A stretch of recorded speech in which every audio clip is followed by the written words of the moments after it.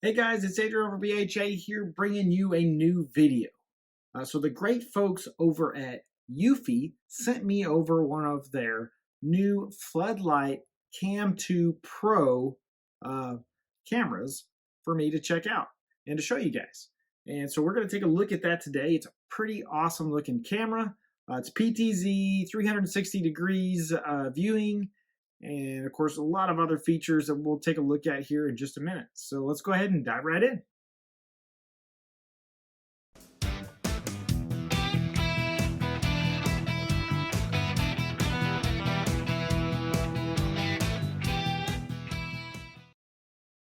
So if you are interested in this camera, you're definitely going to want to check out the link in the description below. It has a coupon for about $50 off, which is a super good deal on this camera right now. I'm really excited about getting this thing set up. I've been looking for one of these types of cameras that can be integrated with my floodlight so that I can kind of incorporate all that. I already got the power in place for the floodlights already anyway, so this will be a nice, easy install. Should be pretty easy to set up. All right, so let's do a quick run through of everything we're going to cover in this video. For starters, we're going to unbox the camera and just kind of show you what all you get with it. We'll also go over the main specs as well. Then the next step will be to add the camera into the Eufy security app on our phone. Once that is done, we are ready to move on and get that camera installed outside. And then after that, I'll go over all of the config options that are available to us in the app itself. Once that's done, we will see about getting the app set up in Home Assistant, if that's even possible. And then, of course, lastly, I'll just kind of go over my final thoughts. So let's get started.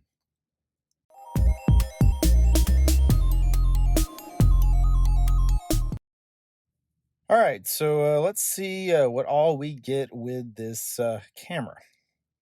I really like it when a company puts a lot of information and specs and stuff on an item outside of the box. It's especially nice when you're at the store looking at the item and you can kind of see what all of its capabilities are and what it can and can't do. But let's see what's inside here.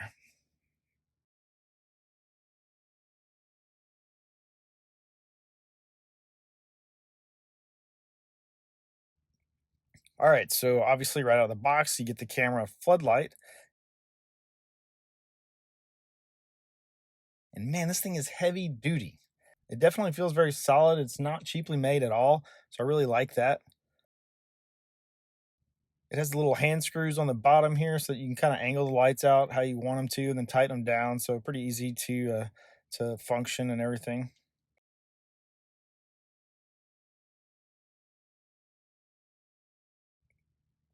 Depending on how you're planning on mounting it, the top piece folds up. So if you're doing a wall mount, then you'll fold that out. If you're going to mount it from like the ceiling or up above, then you'll kind of leave that all folded in.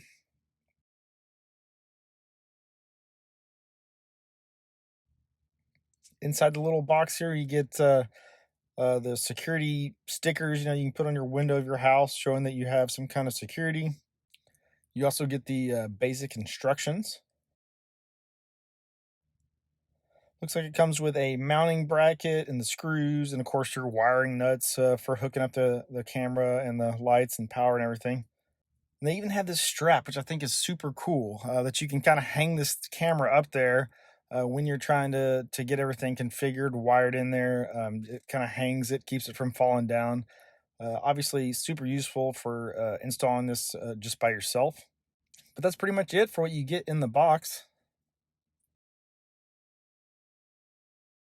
So just to kind of go over some of the specs, on this camera, you get 360-degree horizontal field of view and 130 degree field of view on the vertical side. So that's pretty cool. This is a 2K camera and it does support human detection. In fact, it will actually follow the person around, which I think is pretty awesome. With it being a PTZ camera, once it kind of locks in and has detected someone, it will actually follow them around as it's recording the video. So that's pretty neat. You can do scheduling on the lights, basically have them come on at like sunset, go off at sunrise, or you can just have them come on every time motion is detected, which is probably the way I'll have mine set up. And another cool feature here is the LED lights. So these lights here are LED, and they actually will support cool and warm white. So you can kind of decide what color you like best. My wife really likes the cool white a lot better, so that's probably what we'll end up going with. This thing even has a super loud siren for security, which I thought is pretty neat. And of course, it supports the two-way audio as well, which has been pretty common lately with a lot of these cameras. Another thing that I thought was interesting is though it doesn't have an SD card slot for local storage, it actually does have 8 gig of local storage built into the camera itself.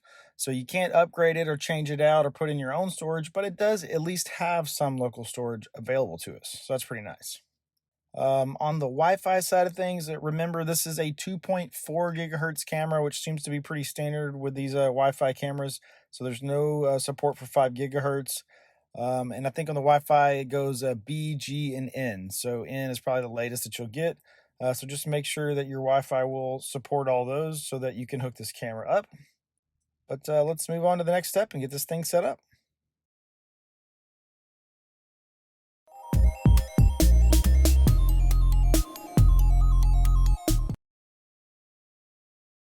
All right, so Eufy recommends that you basically put this thing online, set it up on your network, and get it added into their app before you take it outside and mount it.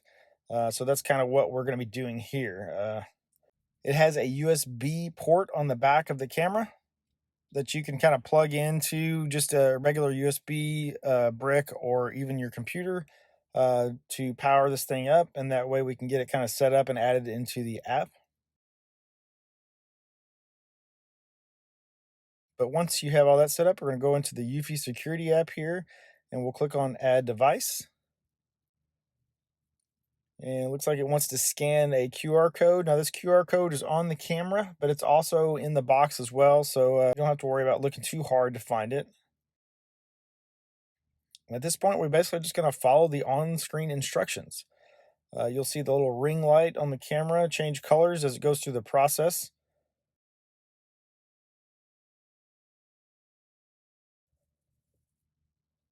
There's a sync button next to the USB port on the back of this thing that you'll kind of hold down until you see the light flashing.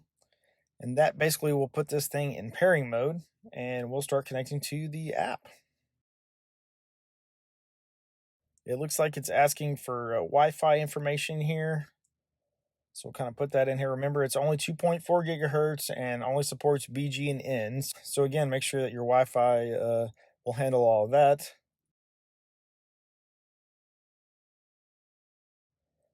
But it looks like we are now connected and we are ready to give this thing a name. So I'm just going to go with one of the defaults here for now. We'll go with garage. I'll probably end up changing it later. But basically, at this point, this camera is installed in our app. Looks like it wants to do a firmware update on the camera, so we'll kind of skip ahead through this so you're not sitting here just watching it trying to do this firmware update. But let's go ahead and move on to the next step and get this thing mounted outside.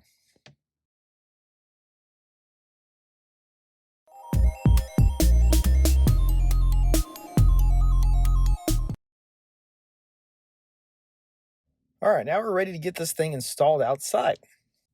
So on the front side of the carport, as you can see, I already had an existing floodlight with motion sensor installed. But I really think this is a great place for this motion sensor camera to be installed. It will cover all the way underneath my carport as well as my driveway. So here I have the old floodlight removed, and I'm even using this awesome strap to hold the new floodlight to the electrical box while I'm getting this thing wired up. It's pretty easy to wire up, nothing special there, but make sure you shut off your breaker to avoid getting electrocuted. Here it is mounted up. Looks good there. You can see the blue light and everything is powering up, so I think we are ready to go. Finally, I got the stickers off the lights and kind of got them directed the way I want them. It's going to be a little bit of a trial and error to try to figure out which areas I want covered mostly with the floodlights. But for a start, I think it looks pretty good. Let's move on to the next step and go over the configuration in the app.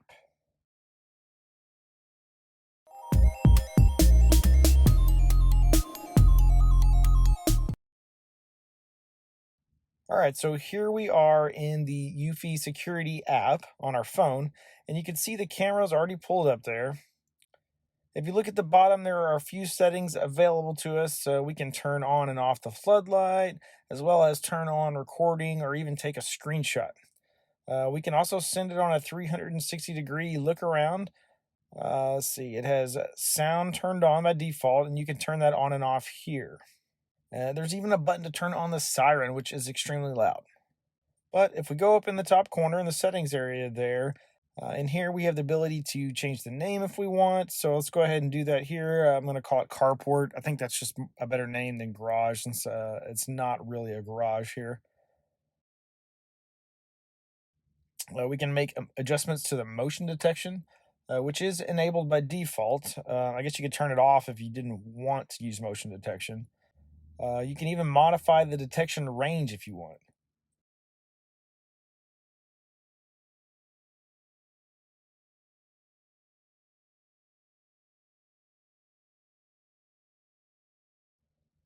If we go under monitoring settings, you can turn on motion tracking, which we kind of talked about before, where it will kind of follow the human or person around as they're moved around in the camera area. It's off by default, so we're going to go ahead and turn that on here. And if you want to make additional change to that, you can do that as well here. I think I'm going to leave everything to default for now.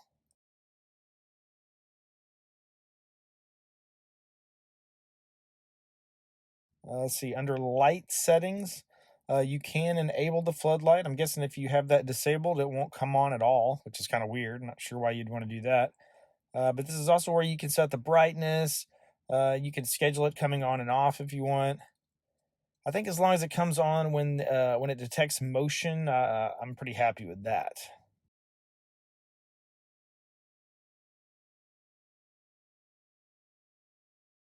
All right, so we can modify the recording settings if we want. Remember, it does have 8 gigs of local storage. So this will allow us to adjust the clip length here.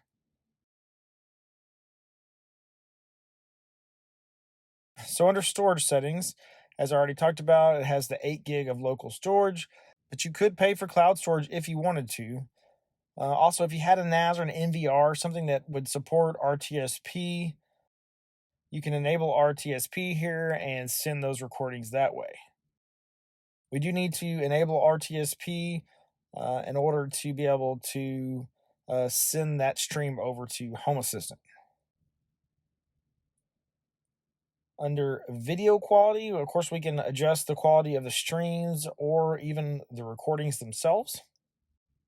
I'm going to leave these all the default for now.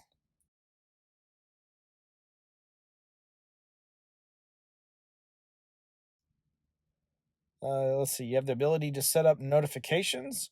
I think by default, it's really set to most efficient, where it will send a message just kind of alerting you that it's picked up somebody or picked up some motion, but no image. But you do have the option to have it send a message and image together. All right, for calibration, this section has to do with human tracking, kind of like we talked about earlier. So by default, it's set to auto calibration, and I don't see a reason to change that. Under audio settings, this is where we can enable the microphone, as well as turn on audio recording, which will include that audio in the recordings that it does save. You also have the ability to adjust the volume on the speaker here as well. All right, so these last few under Wi-Fi settings, obviously if you needed to make any changes to the Wi-Fi that you're connected to, you could do that here. There's also a section for time settings, which allows you to adjust the time as well as set it from 12-hour to 24-hour clock type. And then under About Device, just kind of gives you your basic device information. So that's it under the settings section. Back on this main area here, we didn't do this earlier, but if you hit that look around, you can see the camera takes off. It spins around looking at its entire field of view and comes right back to its initial spot. So that's pretty cool. I like that little feature.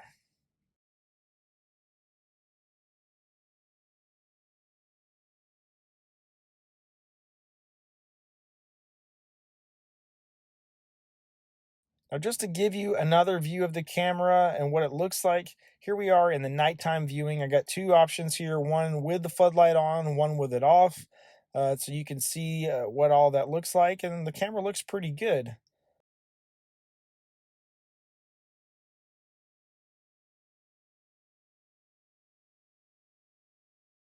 We'll also do that same thing here for just a regular daytime view as well. And again, I really like the way this camera is set up and feel like the 2K quality is actually coming out pretty well. Let's go ahead and move on to the next step, and we'll see if we can't get this thing added into Home Assistant.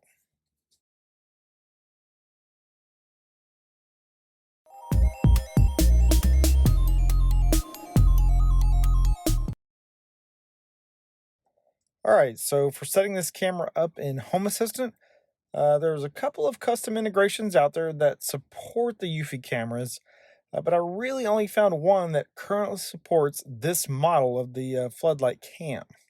So we are going to look at the Eufy Home Assistant MQTT bridge and see if we can't get it set up. Now this is a HasIO add-on, so if you aren't using HasIO, there are some Docker options for installing it as well. But we're going to install this HasIO add-on. Of course, we start by adding the repo, and then from there, we'll just need to do the actual install.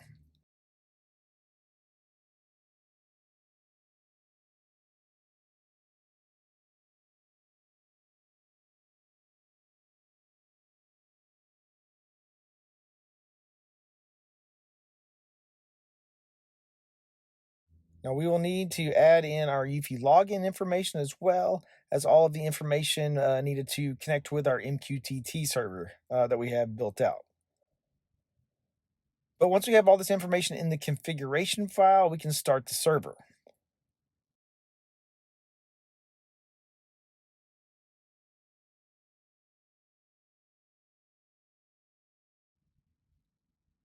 The nice thing about this add-on is that as long as you have auto discovery enabled for MQTT devices and Home Assistant, it should automatically drop into our MQTT integration.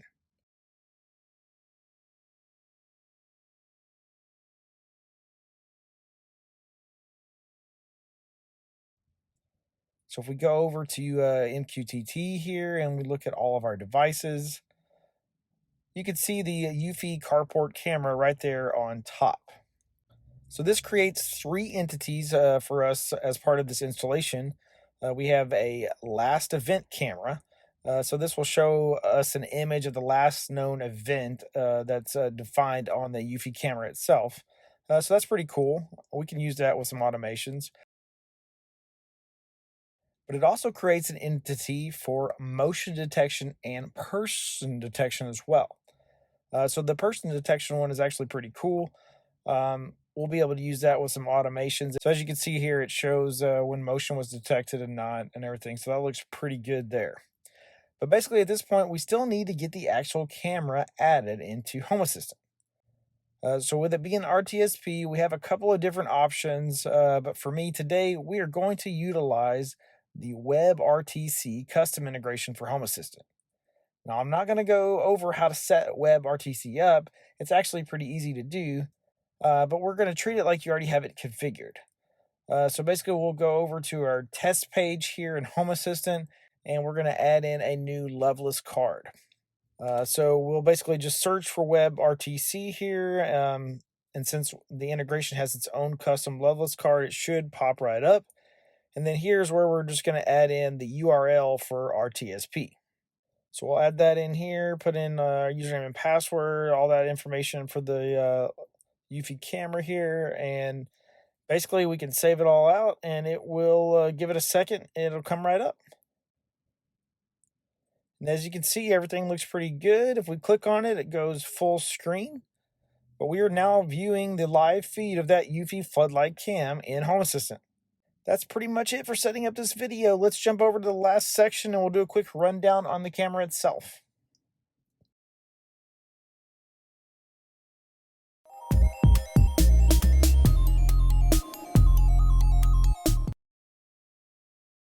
All right, so just my last little final thoughts. I think this camera is pretty awesome. I mean, with the ability to combine a camera and floodlight all in one unit, but have it also be a PTZ camera as well, I think is pretty awesome. All right, I mean, with the fact that it's 3000 lumens in the floodlight and it supports either white or cool colored white lights, um, I mean, that's awesome. Combined with a 2K PTZ camera with human detection, I mean, for 300 bucks, you can't really beat it. There are definitely some cheaper options out there, but I don't feel like they have near the capabilities and functionality of this device here. So the integration with Home Assistant wasn't great, but I feel like down the road, there's certainly going to be some more features that come available for these Eufy cameras. There's a couple of really nice integrations that are out there. I'm pretty sure that before too long, we'll see this Floodlight Cam working in these integrations as well. But nonetheless, if you aren't interested in this type of camera, Eufy has tons of other smart home products out there. Be sure to head over to their website. I'll have the link in the description below so you can check out everything that they have to offer. I guarantee if you don't like this, you will find something that sparks your interest.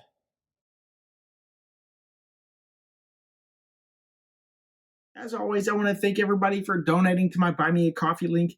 Every little bit helps. If you haven't had a chance, jump over to my spring merchandise page and check out all of the Burns home automation merchandise. And if you're interested in a VPN service, check out IPVanish. I'll have a link in the description below. You can jump over to their website and see what deals they currently have running. If you're interested in buying and selling stock or maybe cryptocurrency, check out Robinhood. I'll have the link in the description for that one as well. And if you sign up with that link, you and I both will get a free share of stock. It's a win-win for both of us. If you liked the video, please subscribe to my channel. If you have any questions or comments, hit me up in the comments below. As always, if there are any videos out there that you would like to see that I don't already have out there, let me know in the comments as well, and I'll see if I can't get something put together for you guys. Otherwise, I'll see you guys around.